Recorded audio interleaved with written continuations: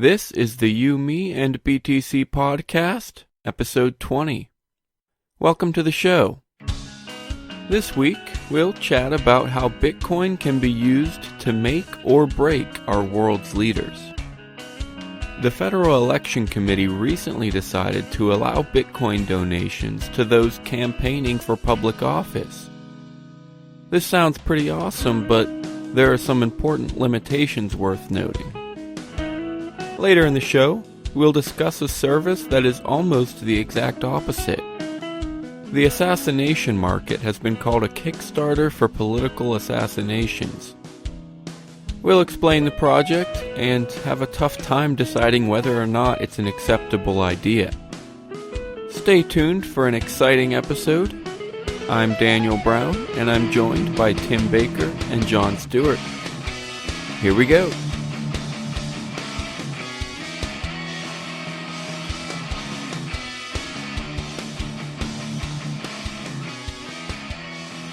Welcome, everybody. This will be episode 20 of the You, Me, and BTC podcast. We're pretty excited about that. 20 is kind of a big number, and we've definitely come a long way, so we're excited for this.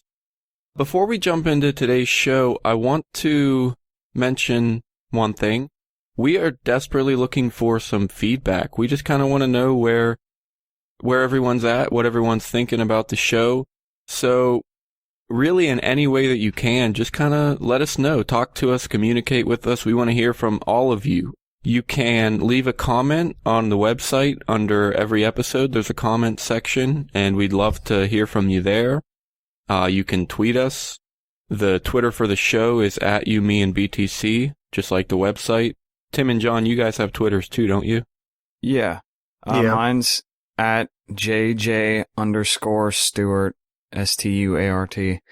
Mine's at Baker's Dozen 93, all one word. So yeah, if you have anything that you'd like us to hear, or that you want changed, or if you want to complain about the show, or tell us that our voices don't sound good, or if there's, to be serious more, if there's something that you think needs to be talked about, or you would want to hear talked about, just right now at least I would rather have people start to comment or just kind of get some feedback from you guys rather than have any Bitcoin donations. Not that we've had a ton of those either. We'd really like to hear what you guys have to say. Yeah, absolutely. And yeah, like he said, even if it's bad, especially like if we're getting something wrong, if you think we should change something, if we're not talking about something that we should be talking about, anything at all, even if it's just a sentence or two, tell us your favorite episode, anything at all, we want to know. So get in touch with us. If you have questions, those are always good too, because we can always talk about questions on the show. So if you have any questions, please let us know, and hopefully we can talk about that. So yeah, do that. Oh, and you can email us too if that's your preferred method of communication. I'm Daniel at youmeandbtc.com. Which, yeah, feedback or literally anything can be sent there. Do you guys want to give emails? Tim.Baker at YouMeAndBTC. Everything's lowercase. Yeah, just any kind of feedback, any kind of questions, if you want to talk about something, or, yeah. Sweet. We need compliments. Our egos are fragile. Yeah, leave us some good feedback too, just to make us feel good. So I guess we can get into some content today. We have a couple articles we want to go through. The first one's kind of more of a news article, just something we wanted to mention and talk about. It's pretty interesting. The FEC, Federal Election Commission for the U.S., has decided to allow Bitcoin donations for political candidates, which is pretty cool. On the one hand, it's great that Bitcoin is penetrating the political sphere like this. And so, yeah, we're excited to see that.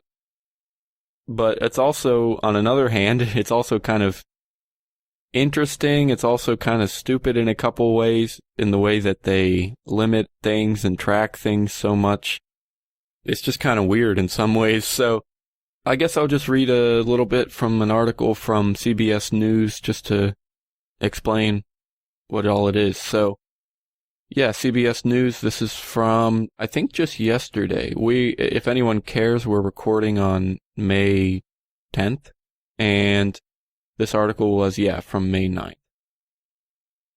The Federal Election Commission voted Thursday to allow political committees and candidates to accept donations in the form of bitcoins, a virtual currency that can be exchanged online without the assistance of a bank or another third party.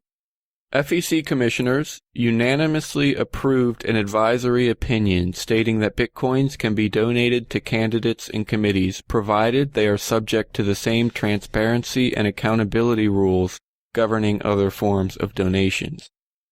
The Federal Election Commission must embrace new technology and innovation, wrote FEC Chairman Lee Goodman in explaining the decision. While bitcoins may be a novel medium of exchange, the regulatory questions they raise are not. The Commission historically has regulated the in-kind contribution of many different things of value donated to campaigns, ranging from barter credit units to securities to silver dollars to works of art. Bitcoins are not different in any material respect from these kinds of contributions and can be regulated in the same manner. The ruling limited the Bitcoin donations a committee or candidate could accept to $100 per person per cycle.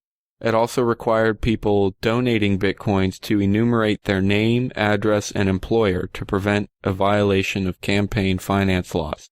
Because the currency can be donated without any assistance from a bank, it can be more difficult to track and audit.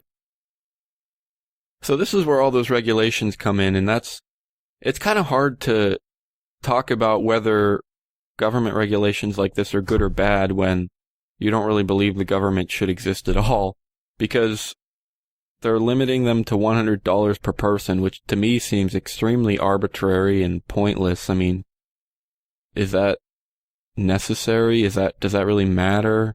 I don't know.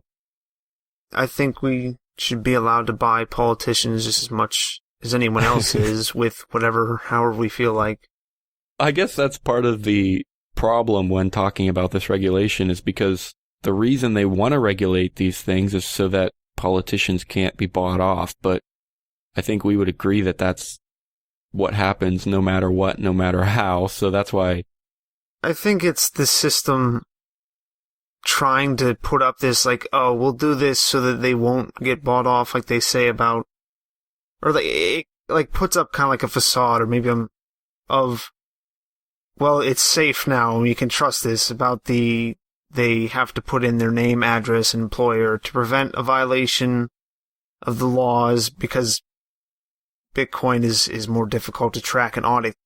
But every time that I hear, and then maybe it's just because you only hear about it now, but it seems like any time one of these campaign things get audited, it turns out they spent the money on hookers, or it's not always that outrageous to people. Sometimes it's just like they paid overtime or something, like employees. So it seems like anytime these things get audited, they're like, oh, well, we can't even follow our own rules. Well, we'll make fun of them in the news and nothing will really happen. But yeah, so I don't see how it'd be that hard to donate more money than this to Bitcoins. I don't know, it's not that hard to just use a bunch of different addresses and not like just make them up, but you can use other people's identity if you really want to donate a lot of money to a particular politician. That is true. It wouldn't be too hard to use other identities to donate more. That's true. And they were talking about this on the Bitcoin group last night, and someone asked if there was any way, I guess they were asking, how can you enforce that $100 limit? Because people can send as much Bitcoins as they want. Like, it's somewhat anonymous, and even if it wasn't anonymous, if I send money to an address, that can't really be stopped. So how are they going to regulate this? Or how are they going to actually enforce the regulation? And the idea that was brought up, I think, by Antonopoulos was they can just hide the donation address behind all of these limitations, like providing your name, address, and employer. They can say that you cannot get the donation address unless you provide all of this information. And then once you do, if you donate too much, they can probably see who you are. Although, I don't know, because if I got that address and I sent my $100, then I could share that address with anybody that I wanted to, and other people could send any money that they wanted to that address. And then, I mean, even then, I guess the FEC would be like, hey, that's not what's supposed to be happening, which is true. But then what happens to that money? You can't really just send it back to those people or whoever sent the money. And so what is the FEC going to seize the money or say that it's owed to them? That's probably the most likely scenario. I don't know. Or maybe it goes to the politician, but they can't use it for campaigning or something like that. I don't really know. Do you understand what I'm saying? Does that seem like it's plausible that somebody could just share the address and any money could go there and nobody can really stop that? Yeah, I mean, I was thinking the same thing. Like, how can you stop someone from giving more than $100? It's just, I don't know. I mean, I guess it'd be the same way they try to stop just sending any, because I think there's still a certain amount that can't be sent, right? With normal dollars, or is there? There probably are some kind of limits, no matter how you donate. But with other forms of donation, let's say I was donating dollars. If I sent more money than I could, I would imagine they would know who I was and they would be able to either call me out on it or reverse the transaction or call the politician out on it. But with Bitcoin, if I did it myself, if I was the one who provided all that information, then yeah, I guess they would know who I was. But if I shared that address and just put it in public or who knows what, then anybody could give any amount of money and they wouldn't know who it was. They wouldn't be able to reverse the transaction. So then what happens? I don't really know. The thing about them having to enumerate their name, address, and employer makes me think that you're going to have to set up like a specific address just to send to it. If they're really going to follow that. I mean, I don't know what they mean exactly by enumerating their name, address, and employer, unless it's just like sending an email along with it, like, okay, I just sent this much, and this is my name, address, and employer. But, yeah, I mean, I don't know what they do with extras, or if they just kept the Bitcoin, and Bitcoin went up, and it went over $100. Yeah, that's interesting, too. However much they sent went over that, or, I mean, I don't. It just seems like a kind of a stupid ruling to make, about the $100 per person thing. Yeah, and like we said a little bit ago, it's like when you talk about the government regulating other things, then it's pretty easy to just say regulation is dumb, and that's what we say quite a bit. But when you talk about the government kind of regulating itself, it's kind of like a circular argument, and it's like so dumb in so many ways. And I guess, like you said, it's kind of a facade. They just want to appear, they just want to look like they're doing something good and preventing something bad. And it's, I don't know, it's just kind of a joke, I guess. Let me touch on that one other bit. The ruling also stipulated that campaigns and committees could not purchase goods or services using the virtual currency. They can accept bitcoins, but they must convert the virtual currency into standard currency before using it to buy anything. I mean, that sounds kind of weird, but the reason almost certainly is just because as long as they force them to convert it to normal currency, then it's a lot easier for them to track the spending and to track what happens to it, how they're campaigning and things like that. So I'm pretty sure that's why they want to do that, because if they were able to spend the bitcoins alone, then the FEC would have no idea where that money's going and what they're spending it on and stuff like that. I kind of like it when politicians or groups in the government just spend the money just on everything, or if, like, I almost respect that, who's the Toronto mayor who smokes crack and just the fat guy, and he's always making a fool of himself. I don't remember his name, like but yeah. Ford something. But I kind of respect him as a politician more, because at least he's honest about it. At least he's like, okay, yeah, I'm an idiot, and I do crack, and then I say I'm going to knock out Mike Tyson, and I make this whole stupid system look like what it is. It's just a bunch of parasites taken from other people. So originally I was thinking about how you were saying about government regulating itself and versus it regulating other things. And I was thinking, like, well, when it regulates, like, the private industry or just companies, it's stupid, and then whenever it does it to itself, it's kind of pointless because it's not going to enforce that at any kind of harm to itself. Right.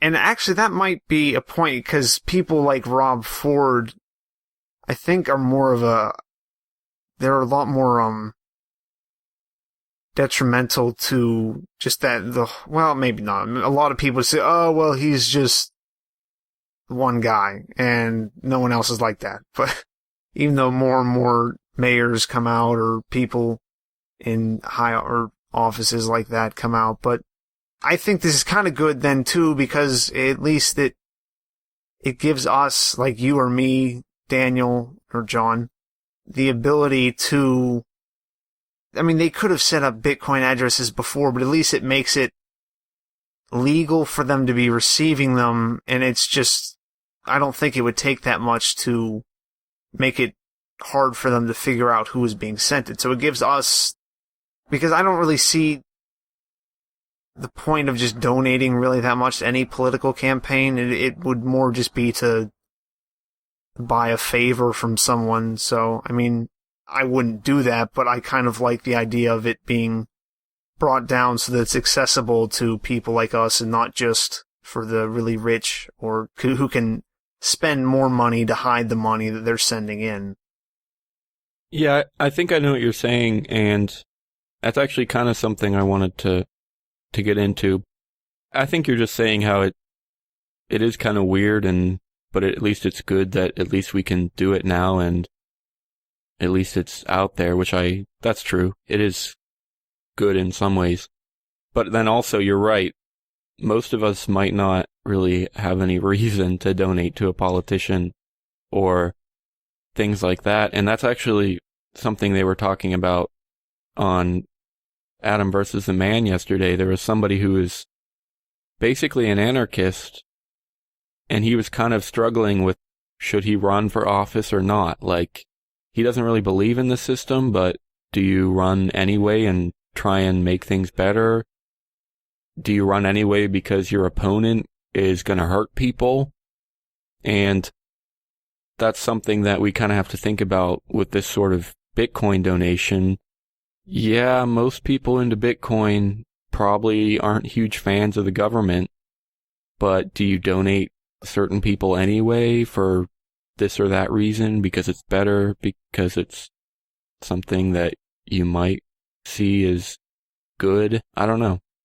Well, even then, yeah, you were talking about that, the guy who's running, and he mentioned at the end of that he already has a website that you can send him some Bitcoin, which I don't think that had anything to do, like, I think he had kind of just set that up. They didn't really talk about the FEC ruling making that okay for him to... I think the regulations were probably different because that was probably like a local election or something, but yeah. But even then, it's like, just because Bitcoin you don't need the account, I don't see, like, okay, I'm just donating to this guy, not his committee. I think that unless they're going to try to crack down on something like that, and I know Andreas has talked about this in the past about how, okay, he thinks it's great because then we can see where the money goes if you're someone who's concerned about that. But, yeah, I mean, like I said before, I wouldn't really want to donate to anyone unless it was something like a local thing where it's close enough that I think that donation could actually make a decent difference and help some people. Yeah, that's a good point, that people could just donate to the person instead of the election campaign, and then who knows what happens to the money then. He could use it himself. I don't even know how all that works. I guess that's just another example of how kind of pointless this all is, because even if people donated with cash or, I don't know, it's just weird how they try and govern all this, even though it's not really possible. And it probably does happen all the time, like you were saying, Tim, that people donate in other ways and political favors happen all the time. So, yeah, I don't know, but we've already kind of beat that quite a bit. Yeah, I'm in favor of opening the system and making it look like, I guess, what it is. Like I was talking before about the facade they put up. I'd rather it look worse, because then I think less people would be enamored with it and think it was wonderful. This episode of You, Me, and BTC is brought to you in part by the Canacoin Project, an online decentralized peer-to-peer cryptocurrency for the cannabis industry. Canacoin is designed to meet the standards of the continually growing marijuana legalization movement and was built upon the success of the Bitcoin and Litecoin protocols. We have not only implemented a more faster, efficient network for users to transact, we finally created a cryptocurrency that can be backed by one of the world's largest commodities, the cannabis plant. To get started today, or for more information on how to get involved in the Canacoin project, please find us at www.canacoin.cc or contact the development team via email at team@canacoin.cc. We also encourage users to participate in the discussion and follow our thread over on the Bitcoin Talk Alternative Cryptocurrencies forum. And we also encourage users to subscribe to r/Canacoin on Reddit and follow us at CCN Project on Twitter for more information. And now, let's get back to Tim, Daniel, and John with the You, Me, and BTC podcast. So we go from political donations to another way of possibly changing the behavior of politicians. Alright, this is an article from Forbes.com. It's called Meet the Assassination Market Creator Who's Crowdfunding Murder with Bitcoins. This is by Andy Greenberg. This is from November 18th, 2013, so this is a few months old, but it's still, as far as I know, this is still kind of happening, I guess. So it still matters. I'll just read a little bit of the article. Last month I received an encrypted email from someone calling himself by the pseudonym Kuwabataki Sanjuro, who pointed me towards his recent creation, the website Assassination Market, a crowdfunding service that lets anyone anonymously contribute bitcoins towards a bounty on the head of any government official, a kind of Kickstarter for political assassinations. Any hitman who can prove he or she was responsible receives the collected funds. Yeah, he mentions a couple people who are on there. The NSA director, Keith Alexander, 40 bitcoins for the assassination of President Barack Obama, and then the highest bounty right now is 124.14 bitcoins for Ben Bernanke, chairman of the Federal Reserve. No surprises there. Yeah. That sounds kind of inexpensive for a presidential assassination. It just shows you that everything's kind of, it's not really where the power is. Tim, that is pretty cheap, and that's why I think he's still alive. It'll have to go up before someone actually takes that kind of risk and does that. So, and then after that, he goes on to say, Sanjuro's grisly ambitions go beyond raising funds to bankroll a few political killings. He believes that if Assassination Market can persist and gain enough users, it will eventually enable the assassinations of enough politicians that no one would dare to hold office. He said he intends Assassination Market to destroy all governments everywhere. They put that in quotes. And he says, I believe it will change the world for the better. That's kind of tough because, none of us believe in government, but we also, I don't think we believe in violence like this either. So it's hard because if he really does destroy all governments, then I think that probably would help a lot of people, but at the same time, we don't support this at all, really, I don't think. Yeah, it's a tough thing. I'll read this paragraph a little later on that will maybe clear up some things and hopefully prevent people from freaking out about this. Just reading about that coldly calculative system of lethal violence likely inspires queasy feelings or outrage, but Sanjura says that the public's abhorrence won't prevent the system from working, and as a matter of ethics, he notes that he'll only accept user-suggested targets who have initiated force against other humans, more specifically only people who are outside the reach of the law because it has been subverted and corrupted, and whose victims have no other way to take revenge than to do so anonymously. So, I mean, I think those are pretty much the best qualifiers you could have for this kind of service, in my opinion.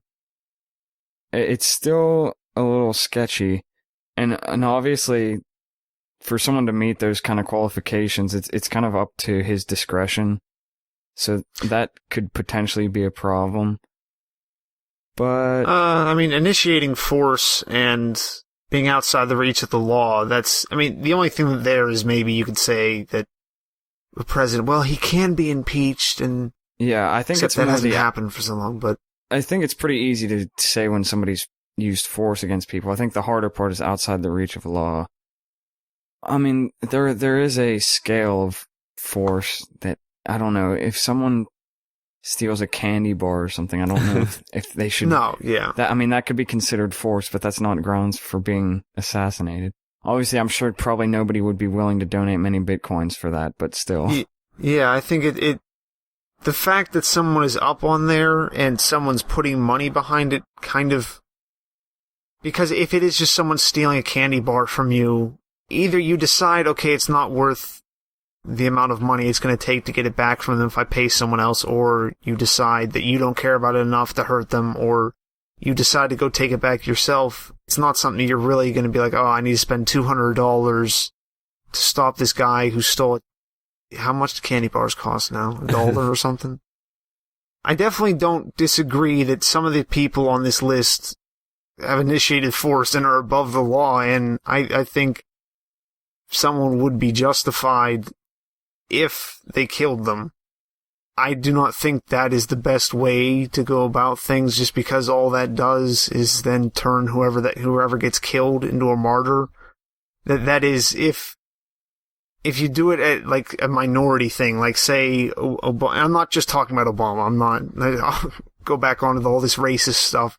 I'm not talking about Obama. I'm talking about Obama. I'm talking about Bush. I'm talking about Clinton. I'm talking about any of these evil people. Bernanke.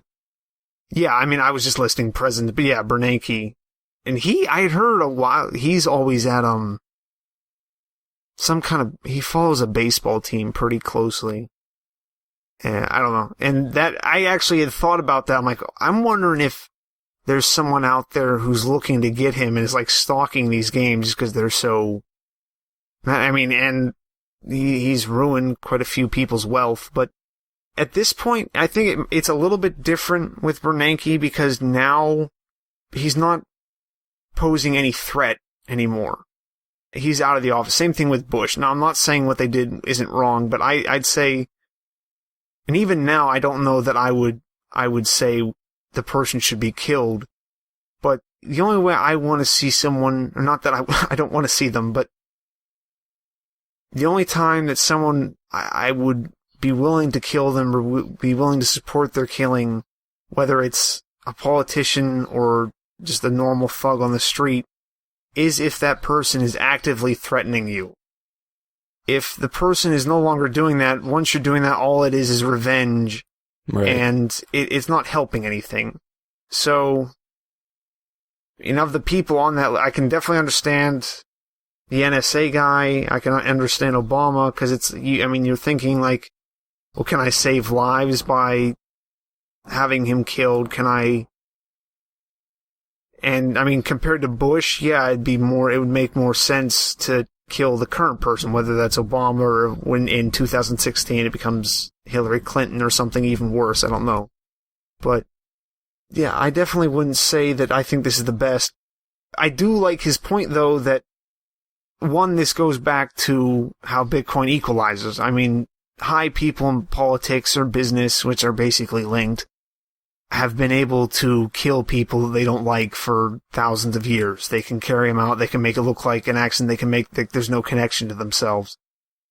But you may be reading this, but he makes a point later on about if enough people do this, people will be so scared to take an office, there's like, oh, no, I'm not going to do that. But at that point, the only way that this would work is if either there are a lot of killings or enough people start putting up enough money that politicians are like, okay, we won't do certain things. Like, I could see it almost being beneficial if politicians would do something and then all of a sudden, if you get a lot of people involved in something like that, the bounty goes way up.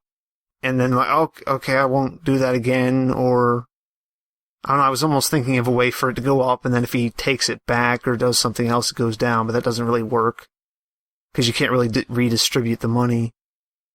But it has to be on a major scale, because as long as it's this minority thing where a few people are just like, okay, we'll give you this money to kill this guy. If Obama gets killed or the NSA gets killed, the vast majority of Americans, maybe not the world, but definitely Americans are going to think, or they're going to be told by Fox or CNN that this is a terrorist attack and that they're trying to take away our freedoms. It's either that or it's just Obama is now, if it is Obama, especially Obama, he's going to be a martyr for the first black president. That's a horrible situation to be in.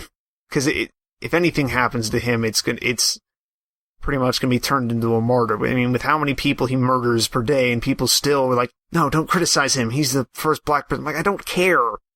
Well, that is true, Tim.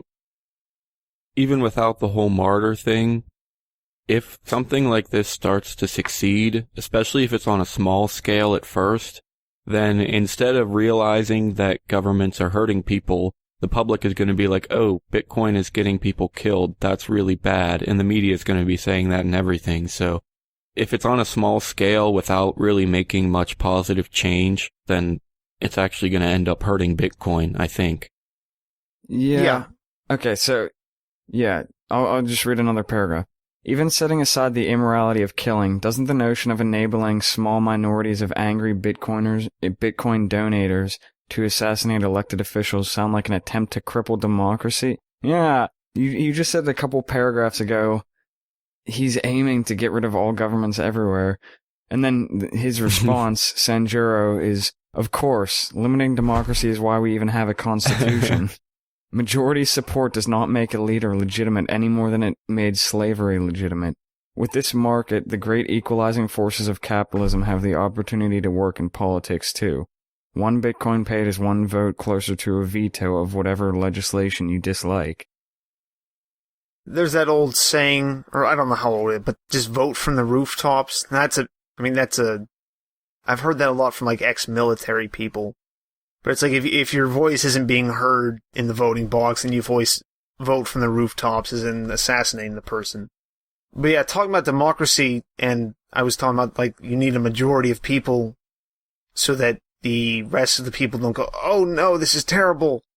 Is like at least I don't believe in democracy as a form of government to decide things, because like the guy says, just because a majority thinks it's good doesn't give it any more legitimacy than if a minority thinks it.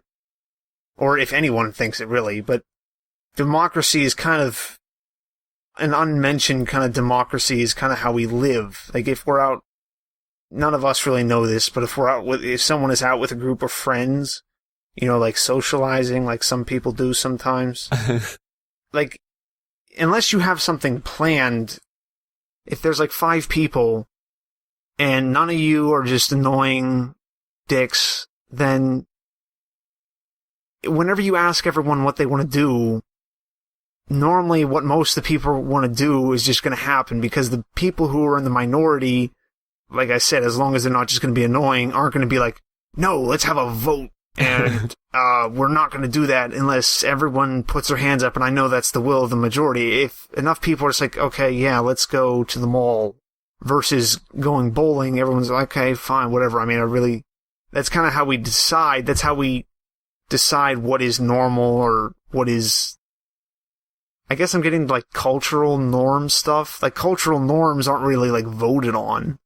They're just kind of decided by the norm for most of society, and until we change that from like the norm of, well, I give half of my money every year to these people and they pretty much own me and everything that I own because they own me, to one where people realize that I mean, they own themselves, then any kind of attack, like at the head of the system, or is just going to throw people into an uproar. I'm not really sure if I follow that perfectly, so correct me if I'm wrong, but one difficulty I would see in this sort of system, just like you were saying how the majority saying something is right doesn't make it right, or the minority saying something right doesn't make it right. But in this sort of system, isn't it basically a plutocracy where it's not the majority, it's not the minority, it's the people with the money who say what's right or wrong? And wouldn't that be equally wrong, just like a democracy?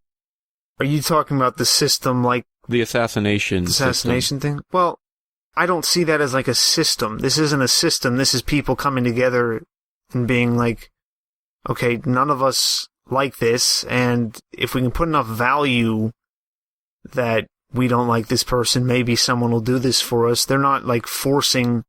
The only person this is being negative towards is the person who may get killed. They're not forcing like you or I to donate money. I mean, I'd say like if you're going to say that this is a plutocracy, then any form of, it sounds incredibly violent for me to compare it to just any kind of normal Kickstarter thing, but I don't see it as a system. It's like fundraising, basically. And so any fundraiser, the richest person is going to have the biggest say, but that's not like a form of, that's a form of a system, but everyone's like, okay, I want to go in. I have no problem with democracies or plutocracy, if you really want to go into a plutocracy, I guess, if you can opt in or opt out. And this is more like that, if you really want to say that this is a system. I mean, you were saying how it's not a system because it's just people coming together, but really, I mean, that's what any government started out as, too. I mean, I think pretty much everything is a system when you really get down to it. And I don't know. I mean, I think Daniel might have a point with the plutocracy thing. I mean, you're right to some extent that they're not really forcing anything, but at the same time, what if you voted for Obama and then somebody just kills him? Like, somebody's basically taking away what you wanted. So even though you're not forcing a certain government official on them, you're not allowing them to have something they want. So, I mean, that's a possibility. I think one important thing, part of what Tim was saying, is how these donations on the assassination website are not coming from taxes. They're not forcibly taking those donations. They are voluntarily given. It makes it an opt-in plutocracy. Yeah, it kind of is like a plutocracy. But it's not for the people who are affected by the decisions that the people who are donating are making. True. That's what I'm saying. I'm saying, what if you're some random person who's never heard of the assassination market, and because of this, whoever you voted in gets killed off? That's true, and I guess that is probably a negative. Yeah, but, I mean, to any person that's in politics or is just in, like, the non-political, like, organized crime, they're there because they're doing someone a favor. Someone wants them there. So they're helping somebody, and even though I wouldn't say Obama's really helping a lot of, like, some people are net tax receivers. And not to say that Obama's the only one who has extended, like, the welfare and everything, but a lot of people would say that's good. But then, just because that person says he's good, because I mean, you could maybe argue that I'm just saying that, okay, you're going to force this politician on me, and now if I can raise enough money, I'm just going to get him off of me, and then I'm taking him away from you too. But he's still committed crimes and murdered people and stolen from me, and so because of that, you don't have a right to force him on me. You have a right to force him on yourself, but as soon as you try and force him on me, and as soon as he is complicit in the system of being set over me, I don't see that you have a right anymore to have him around. Like I said before, I'm not supporting this. I haven't donated to this. I don't think that this is the best way to do it, for reasons I gave before. I'd rather it be a peaceful transition. I think you can get that more out of, like, I was talking about the majority. You just have to get a majority of people to just decide, okay, you guys are just a bunch of psychopaths or sociopaths. I don't know my psychology terms exactly, and we're just going to ignore you. I'd much rather the ignore thing, but if some people are going to be like, well, this guy is so dangerous that it might be worth this much money to stop all the future people who are going to be bombed in Yemen or all the different countries we're in, droning people all the time, and they have to decide if that's a value thing. Like, if all the people in Iraq, whenever Bush first went in, if like all 250 million after all the millions who got killed because of the embargoes on Iraq, if they all like chipped in $1 to have Bush killed, I don't think we have a right to then be angry at them after he's murdered how many millions, or maybe thousands, maybe it isn't a full million, but that we're like, well, we chose him to put him over. I wasn't voting age back when he was, but I was very much, oh, he's my president and everything he does is good, and how dare the people in the Middle East think he's bad. So, like, back then, if he had been killed by an assassin, I would be like, no, I don't think I would have thought about it as in-depthly as, okay, I chose him for him to rule over me, and you don't have a right to take him away from me, even though he's doing horrible things to you. Yeah, that's definitely like a legitimate thing to say. I was more just speaking like in, I guess, like ideological terms. I think mostly what I'm getting at is that this isn't the best way. I mean, yeah, but the one thing about this is, though, I don't think this is going to make the number of assassinations that happen go up astronomically, because assassinations happen already. And in this article, the guy talks about a couple people. One guy was an Intel engineer who thought about, he wrote apparently a crypto-anarchist manifesto in 1992, talking about using digital currency to create an assassination market. And then another guy, Jim Bell, wrote something similar. It's like this idea has been around before, and there's always been assassinations, and I think there always will be, and I don't think that this is going to make any huge changes. So, yeah, I don't know. I think it is kind of hard to follow everything with who's forcing who to do what, and who's opting into what, and who has a right to do what, and things like that. I want to bring up a helpful metaphor maybe for this, which is actually another thing that was on the Adam versus the Man show yesterday. They were talking about property rights, which is a huge topic that we could also talk about for ages, but I want to focus not on the property rights, but on how this is similar to the assassination market. One example that came up was they were saying how you own yourself and you kind of own the product of yourself. If you take a stone and make a shovel out of it, then that shovel is yours, because you yourself made it and made use of it. And that applies to land too. If you're making use of the land, if you're producing with the land, then it should be yours. And one difficult thing came up was, well, let's say I claim an entire forest. Am I able to do that? And the general thing is, well, if you're making use of the forest, then sure, it can be yours. But if you're not, then it shouldn't be yours. Then the question is, how do you tell if you're making use of the forest? And the answer is, if the community kind of agrees and supports your use of the forest. That's how you tell if you're really making a good use of the forest, such that it should be your forest.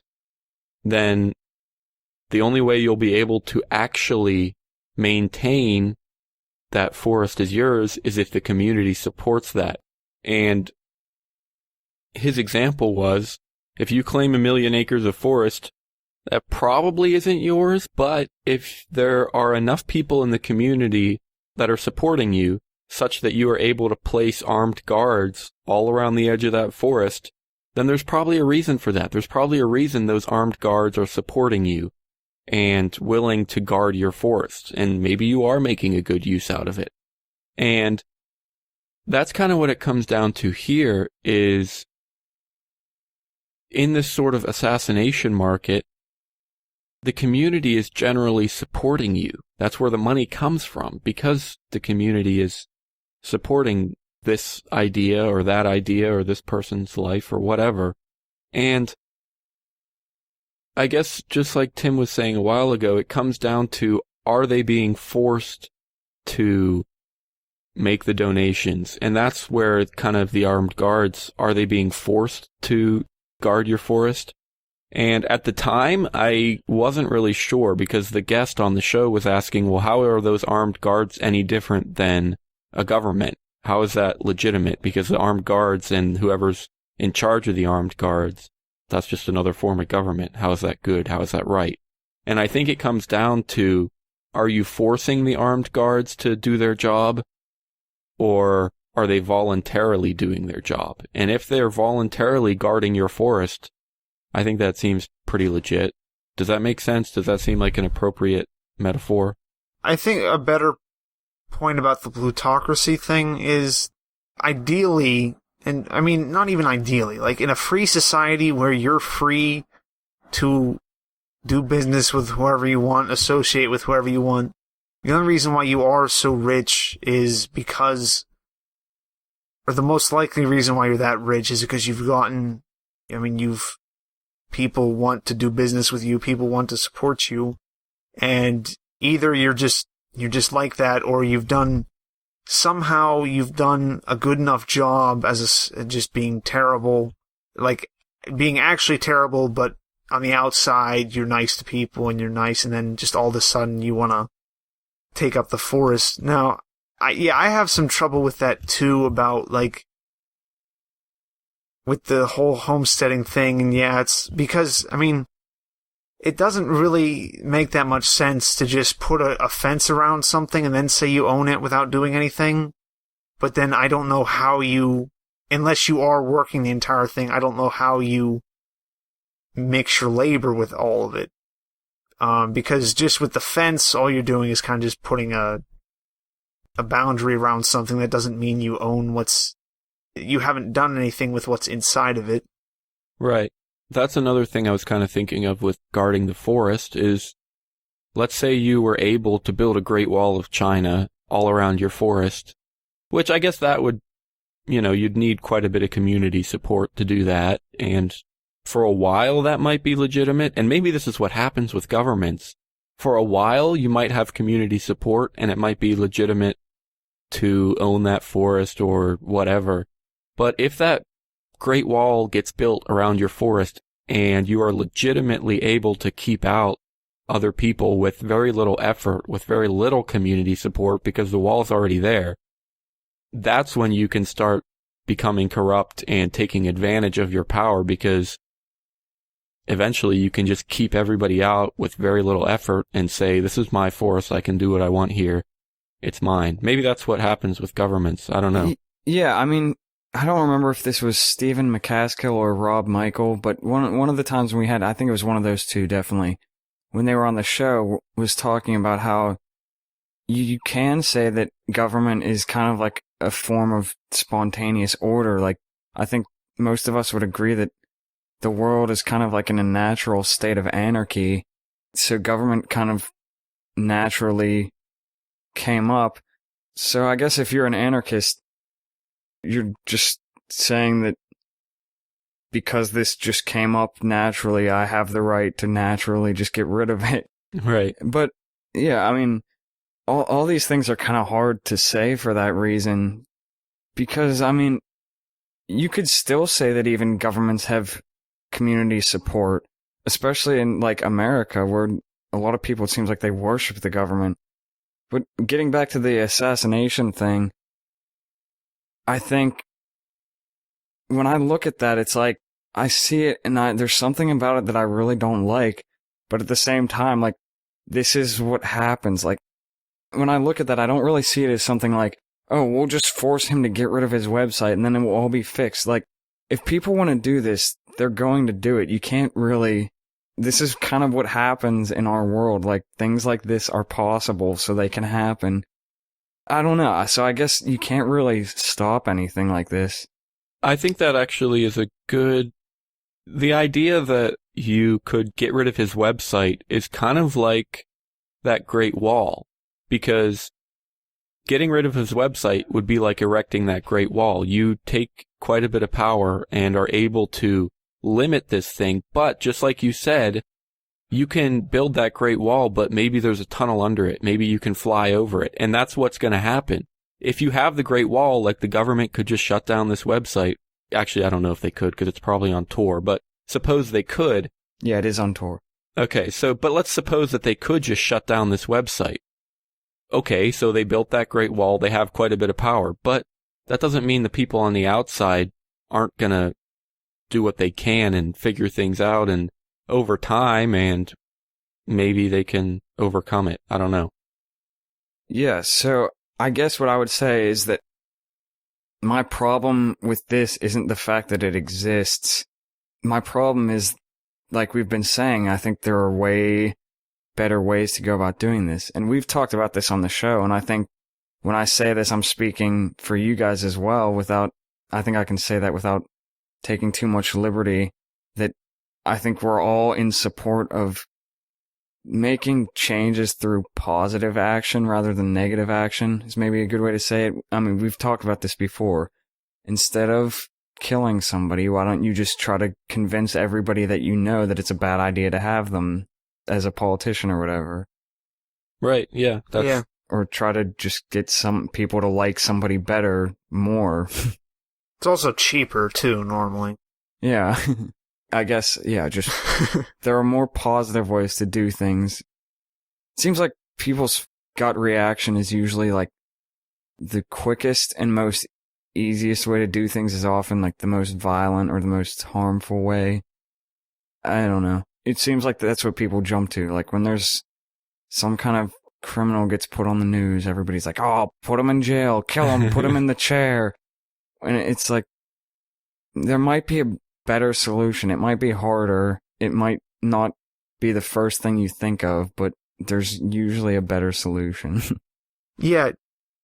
Positive ways and better ways to do things, not even just for the person who committed the crime, but for the victim, too. I mean, we need to get out of this thinking of, well, it makes me feel better if my mother is killed by this person. It'll make me somehow feel better to have him be killed.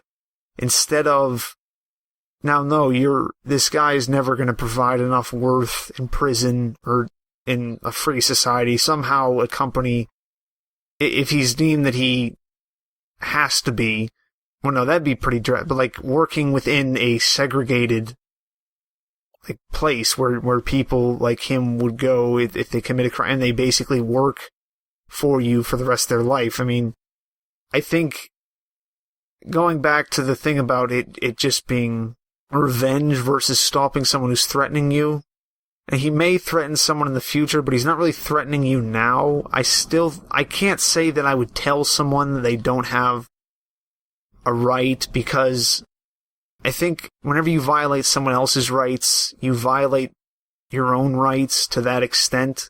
Like if I steal a candy bar, you're fine to take the candy bar back and then take a candy bar from me as recompense or whatever, have the community do that. And same thing with if I kill someone, I mean, that doesn't work because you can't ever get the life back, but I think you do then own that person's life, but it's, well, do you want to kill the person and then just feel like, oh, yeah, he's dead? Or would it be better for both of you? I mean, he at least gets to contribute and live, and you get someone to work for you for your entire life, which actually I can just imagine the schemes right now to get people as lifetime slaves through this. But with talking about things being in like a natural state of anarchy, I think that's why like if you asked if I had this ability to change and get rid of the state completely tomorrow,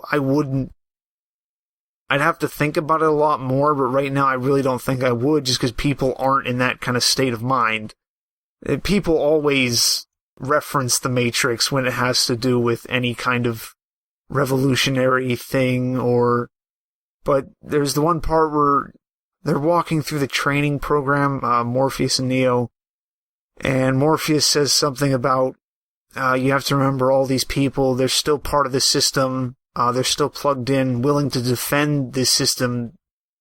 I don't know if he says this next part, but and it's like they exist on this system. This is their worldview, that this is good and that this is righteous. So to rip that out from under people, I don't expect people to then go, oh, okay, now I'm just going to all of a sudden develop these virtues of being, of owning myself and wanting to treat others in the same way, like the golden rule or the non-aggression principle or whatever you call it.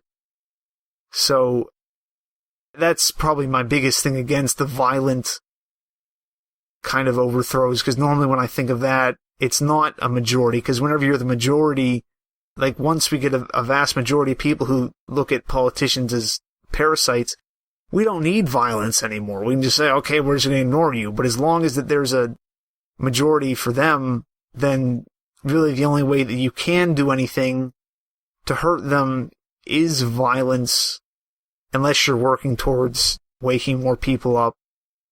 So I guess what I'm getting at is, like, it's normally the weaker side that uses violence, which, yeah, I think it's going to sound really pretentious, but it's like violence is,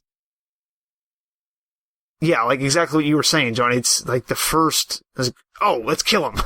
It's the part of the brain, like when you're driving and you get so angry when you're driving, they say that's because your mind, we're just not used to, like our bodies and our minds aren't, like we don't get used to driving. So it's like, as long as you're driving, no matter how relaxed you feel, just because of all the information you have to take in, it's always at that fight or flight kind of, it's like right away from that. So if the person cuts you off, it's like, oh, kill him, he almost killed me, we have to defend everything.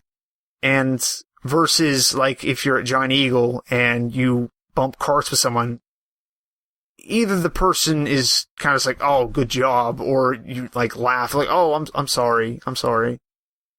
But yeah, the violence and violent solutions to things, I think, are normally taken either by people who are too stupid to find. I'm not meaning stupid as a derogatory, but they're just not willing to think. Or it's done by people who just don't see any other option out there. Whether that's because of ignorance or if they're just cut off from other solutions. Yeah, that kind of is why I was saying before about how I didn't really like the idea that it was like the assassination market thing is kind of like forcing people to agree with you because you're not allowed to have this leader. And like you said, sometimes it's hard to make that argument because a leader might legitimately deserve to be killed. But yeah, there's positive ways to go about it. And I would definitely agree with you that I wouldn't, if I had the power to just change everything tomorrow, I wouldn't. And I don't really support revolution in the violent sense of the word. Yeah. One of the best things that the listeners can do is to share us and follow us and get this wonderful message out there. And tell us what you think about it. Yes, and send us emails and lots of tweets and share us with your friends. And tell us how stupid we are and how we got everything wrong. Yeah, and how we talk in monotone most of the time. Or if you think we have masculine, sexy voices, tell us as well. I'll take. Hey, somebody actually did tell me that once. So. Oh, okay, nice.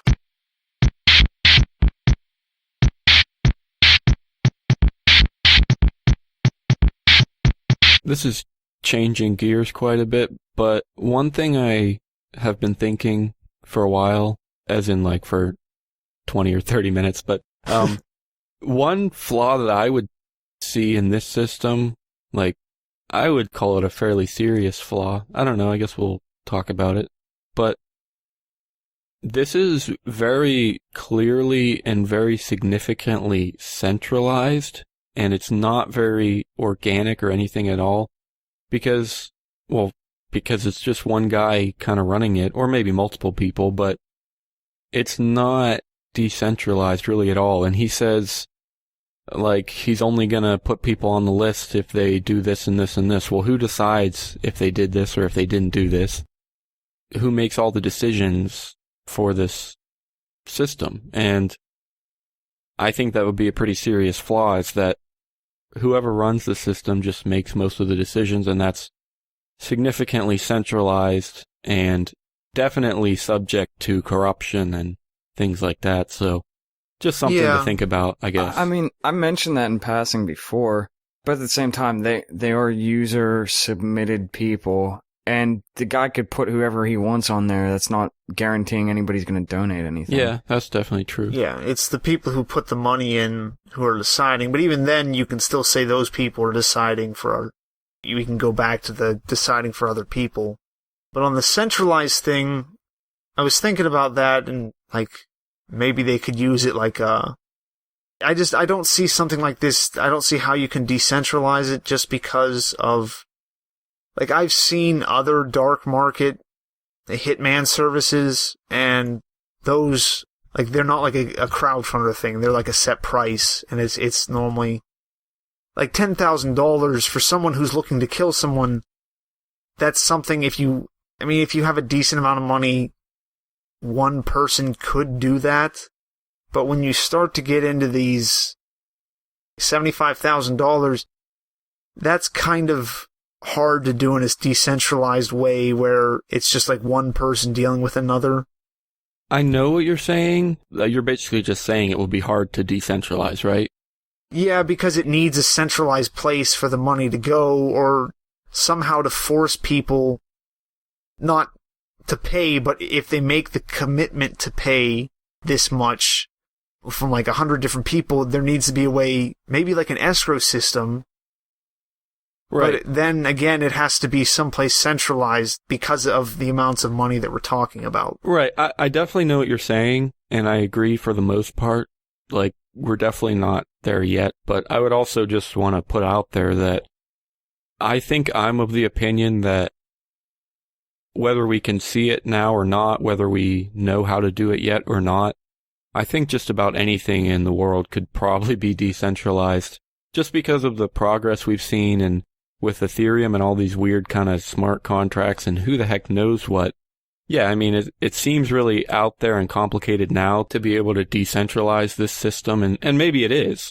But I think I would be of the opinion that just about anything could be decentralized with the right know-how and things like that. So, I don't know. Anything else? Share us and like us and comment. But yeah, I mean, if you like the show, please share it with your friends, please, and see what they think. If it has worth to you, please try to get it out there and see if we can't change some people's minds.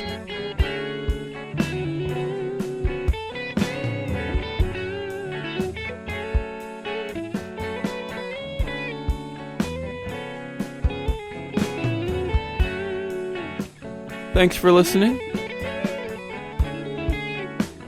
This was episode 20. All of the music in the show is from John Stewart. Remember to tune in next Thursday.